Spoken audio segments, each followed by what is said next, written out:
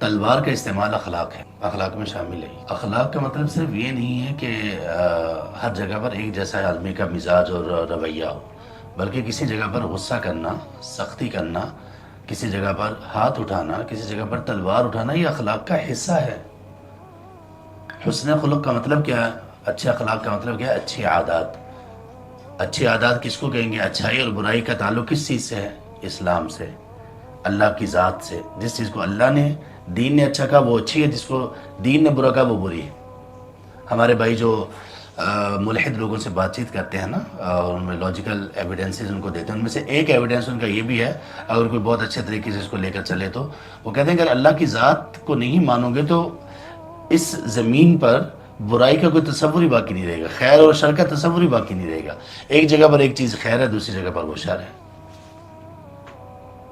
کچھ لوگ کہتے ہیں کہ ہمارے ہاں رواج یہ اس میں بہت اچھی پسندیدہ چیز ہے، کچھ لوگوں کے ہاں وہی چیز بڑی بدترین چیز ہے۔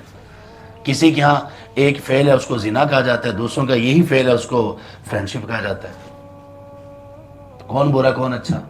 جب تک اللہ کی ذات انوالو نہیں ہوگی، اللہ نہیں بتائیں گے دین، اپنے دین کے ذریعے سے، تعلیمات کے ذریعے سے، تو ہم تو ڈیفائن ہی نہیں کر سکتے اس کو،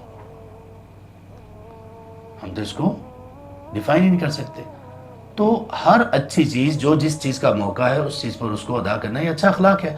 نبی مکرم صلی اللہ علیہ وآلہ وسلم کے پاس کچھ صحابہ آئے اور آپ گھر پر موجود نہیں تھے، آپ کی زوجہ محترمہ ام المؤمنین سیدہ عائشہ تھیں غالباً رضی اللہ عنہا، ان سے آپ کے متعلق پوچھا، آپ کے جو احوال ہیں، تو انہوں نے سب کچھ بتایا کہ اس طرح سے آپ کی عبادات کا یہ معاملہ ہے۔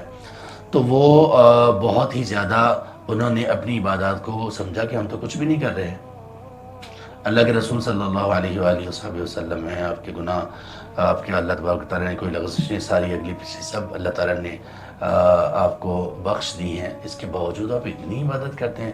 ایک نے کہا کہ آئندہ میں رات کو سوؤں گا نہیں، قسم کا انداز، آئندہ رات کو سوؤں گا نہیں، ہمیشہ میں تہجد پڑھوں گا۔ ایک نے کہا میں ہمیشہ نفلی روزہ رکھوں گا، کوئی دن چھوڑوں گا نہیں۔ ایک نے کہا میں شادی نہیں کروں گا، اللہ کے لیے اپنے آپ کو وقف کر دوں گا۔ نبی صلی اللہ علیہ وآلہ وسلم آئے اور اپنے شدید غصہ کیا۔ اب یہ آپ صلی اللہ علیہ وسلم کا حسن اخلاق تھا یا نہیں؟ تو غصہ بھی کبھی کبھی حسن اخلاق میں آتا ہے، غصہ بھی کبھی کبھی حسن اخلاق میں آتا ہے۔ تعلیم سکھانا اپنے بچوں کو، اہل خانہ کو، حسن اخلاق ہے، اس میں کبھی سختی بھی کرنی پڑتی ہے۔ نبی مکرم صلی اللہ علیہ وسلم نے اپنے منہ بولے بیٹے کے بیٹے سیدنا اسامہ رضی اللہ عنہ، جو آپ کے منہ بولے پوتے آپ کہنے کے لگتے تھے، انہوں نے ایک کیس میں سفارش کر دی، سفارش ان کی ٹھیک نہیں تھی، آپ کا چہرہ سرخ ہو گیا، آپ نے کہا تم لوگوں سے پہلے لوگ برباد ہی اس لیے ہوئے ہیں۔ تو یہاں پر غصہ کرنا بھی حسن اخلاق تھا۔ آپ صلی اللہ علیہ وسلم نے جو